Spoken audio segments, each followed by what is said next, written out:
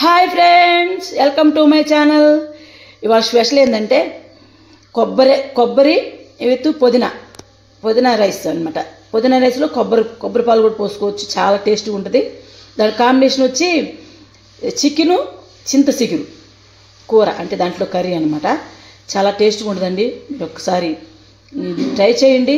ఎంత ఇంక వదలరనమాట, ఇదే తింటాం. మన ఇంట్లో చేసుకుంది కాబట్టి చాలా టేస్ట్గా ఉంటుంది, చాలా ఆరోగ్యంగా కూడా ఉంటుందండి. బయట కన్నా ఇంట్లోనే చేసుకోవాలా. ఇది ఎలా చేసుకోవాలో చూపిస్తాను. ముందు కొబ్బరికాయ 2 ముక్కలు చేశాను, అవి ముక్కలు చేసి కట్ చేయాలి. పాలు తీసేటప్పుడు చూపిస్తాను. పుదీనాకి ఇది శుభ్రంగా జాడించుకొని కట్ చేశాను. కొబ్బరి అనమాట. ఈ 2 కలిపి మిక్సీ వేయాలి.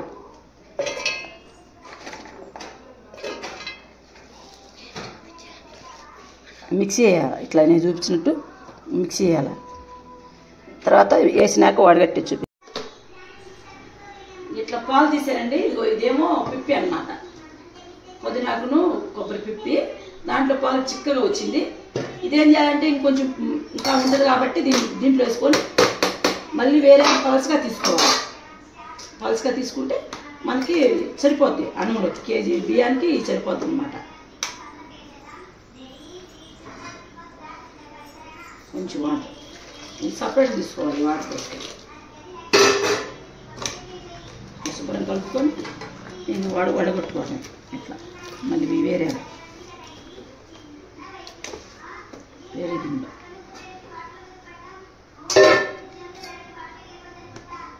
వడగొట్టుకుంటే సరిపోద్ది. ఇంకా సపరేట్గా నీళ్ళు అవసరం లేదు, ఈ నీళ్ళే సరిపోద్ది. సరే, చింతచిగురు చికెన్ ఏమో 1 కేజీ. ఇది వచ్చి ఒక 100 గ్రాములు చింతచిగురు అండి. ఇది లేతాకు శుభ్రం కడిగి వడగట్టాను. దీన్ని ఏం చేయాలంటే చిన్న చిన్న ముక్కలుగా కట్ చేసుకోవాలి. ఇది ఆభరణ వేయడానికి మళ్ళీ పులుపు రాదు బయటికి, అందుకని బాగా నలపటము, లేదంటే చిన్న చిన్న పీసులుగా కట్ చేసుకొని వేసుకోవచ్చు. ఇది 1/2 కేజీ చికెను. ఎలా చేయాలో చూపిస్తాను. చిన్న చిన్న ముక్కలుగా కట్ చేశాను. ఇది శుభ్రంగా తింపాను, నీట్గా ముక్కలు కట్ చేశాను. తర్వాత ఈ చికెన్లో కొంచెం పసుపు ఉప్పు వేసి బాగా ఏగనివ్వాలి. ఇవి ముక్కలు బాగా వేగినాక ఉప్పును పసుపులో ఏగాలి, బాగా నూనెలో 3 గంటలు ఏగాలి. దీంట్లో తర్వాత ఏం వేసి చూడండి, బాగా ఎర్రగా వేగింది. దీంట్లో పచ్చిమిరపకాయలు, టమాటాలు, ఉల్లిపాయలు మొత్తం సన్నగా తరుక్కొని వేసాను. ఇది బాగా మగ్గనియాలి. బాగా మగ్గినాక మసాలా వేసేటప్పుడు చూపిస్తాను. ఆ కూరకి సంబంధించింది ఇది కొబ్బరి, అల్లం, చిన్నుల్లిపాయలు, జీడిపప్పు పేస్ట్ కోసం. ఇది చింతచిగురు చికెన్ కూర కోసం. ఇది మళ్ళీ వేరే అల్లం పేస్ట్, అది అన్నంలోకి చూపిస్తాను. ప్రస్తుతానికి ఇదైతే కూరలోకి అనమాట. ఈ 3 కొబ్బరి, అల్లం, జీడిపప్పు, అల్లం, చిన్నుల్లిపాయ పేస్ట్. చూడండి, శుభ్రంగా వేగింది. ముక్కలు కూడా బాగా వేగినాయి అనమాట. ఇప్పుడు అల్లం చిన్నుల్లిపాయ పేస్ట్ వేసుకున్నాం. టమాటా కూడా వేసారండి, కొద్దిగా కలర్ వస్తుందని. టమాటా కూడా వేసి మసాలా బాగా ఇట్లా వేగేదా కలుపుకొని కొంచెం 1 స్పూన్ కారం వేసుకొని, 1 స్పూన్ సరిపోద్ది కారం వేసి వాటర్ పోసి కొంచెం ఉడకనియాలి. ఉడికినాక మనం అది వేసేది చూపిస్తాం. చింతచిగురు చూడండి బాగా దగ్గరకు వచ్చింది. కొంచెం కరివేపాకు వేసుకుందాం. కరివేపాకు వేసుకొని కలుపుకున్న తర్వాత ఇప్పుడు ఏం చేయాలంటే గరం మసాలా 1 స్పూన్ గరం మసాలా వేసుకుంటే స్మెల్ బాగుంటుందండి. 1 స్పూన్ కూడా స్పూను గరం మసాలా వేసి బాగా కలుపుకోవాలా. దగ్గరకు వచ్చేసింది చూడండి.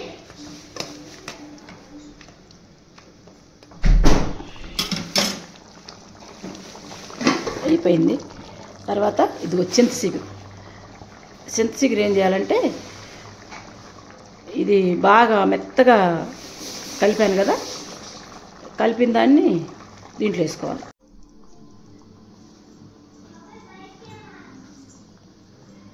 బాగా ఉడికింది. దాంట్లోకి చింతచిగురు వేసుకోవటమే. శుభ్రం తుడిసి చింతచిగురు బాగా కలపాలన్నమాట.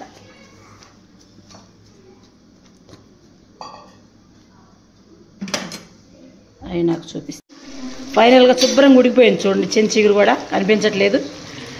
మనం గోంగూర వండుకుంటాం కదా, దేంట్లోకి పలావ్లోకి. అట్లే చిగురు చికెన్ కూడా వండుకోవచ్చు అండి, చాలా బాగుంటుంది కదా, హెల్త్ వస్తుంది. మంచి ఇది కొత్తిమీరతో మనం ఫైనల్గా దింపేసుకోవటమే. ఈ తర్వాత ఇంకా పుదీనాను కొబ్బరి రైస్ ఎలా చేయటో చూపిస్తాను. ఇది అయిపోయింది. కొంచెం గ్రేవీ లేకపోతే కలుపుకోవడానికి కావాలి కదా, అందుకోసం కొంచెం ఉండాలి. ఇట్లా చూడండి, గోంగూరలాగే ఉంది. టేస్ట్ యమాగా ఉంటుందండి, యమీగా ఉంటుంది. మీరు ట్రై చేసి చూడండి. ఇది అయిపోయింది, దింపేస్తాను. ఫ్రెండ్స్, ఇదేంటంటే పలావ్ కోసం ఇది పెట్టండి డేషా. ఏం చేయాలంటే ఇప్పుడు దీంట్లోకి ఆయిల్ కొంచెం వేసుకున్నాను, ఎందుకంటే ఆల్రెడీ కొబ్బరిలో ఆయిల్ ఉంటుంది కాబట్టి మనకి ఆయిల్ ఎక్కువ పట్టదు. షాజీరా వేస్తున్నాను. తర్వాత చెక్క, లవంగాలు, ఆకు, మొగ్గ అది కూడా వేసుకోవాలా. ఇవన్నీ వేసుకొని బాగా కలపాలన్నమాట. చూడండి అట్లాగా.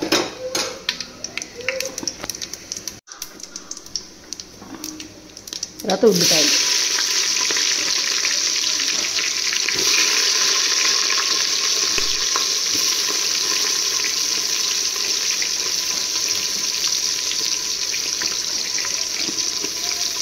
ఉల్లిపాయలు బాగా వేగిస్తూ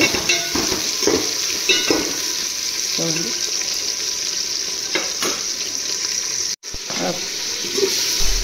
ఉల్లిపాయలు వేగినాక ఈ పచ్చిమిరకాయలు, టమాటాలు కూడా వేసాను. ఇవి కూడా బాగా వేగుతుంది. చూడండి బాగా వేగుతుంది.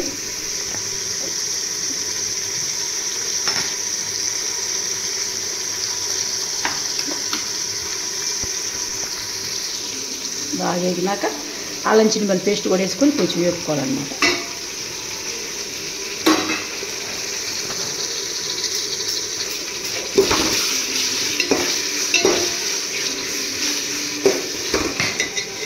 బాగా వేగినాక బాగా ఫైనల్గా వేగిపోయిన దాంట్లో కొంచెం పుదీనాకు కూడా వేసుకున్నాం. కొంచెం పుదీనాకు వేసుకొని బాగా మళ్ళీ కలబెట్టుకోవాలన్నమాట.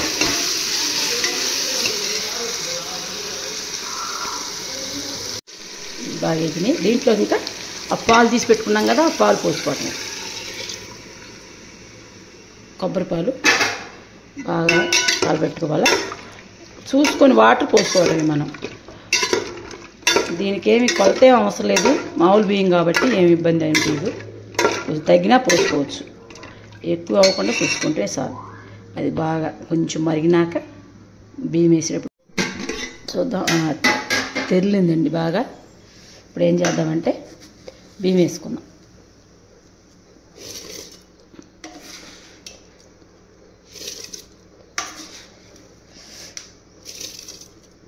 బియ్యం వేసినా కొంచెం ఉడికినాక 2 నిమ్మకాయలు పిండుకుంటే చాలా బాగుంటుందండి. అన్నం కూడా భలే ఉంటుంది, బాగా పొడి పొడిలాడుతూ బాగుంటుంది. టేస్ట్ కూడా భలే ఉంటుంది.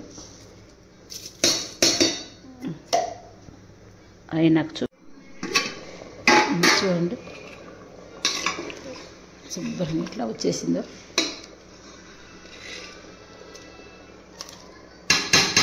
కొంచెం నీరు ఉంది, అది కూడా వెనకాల.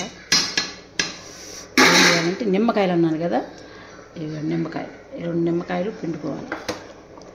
2 నిమ్మకాయలు పిండుకుంటే అన్నం బాగుంటుంది, చాలా బాగుంటుంది, టేస్ట్ వస్తుంది. అన్నం కూడా పొడి పొడిలాడుతుంది అన్నమాట. ఒకసారి ట్రై చేయండి.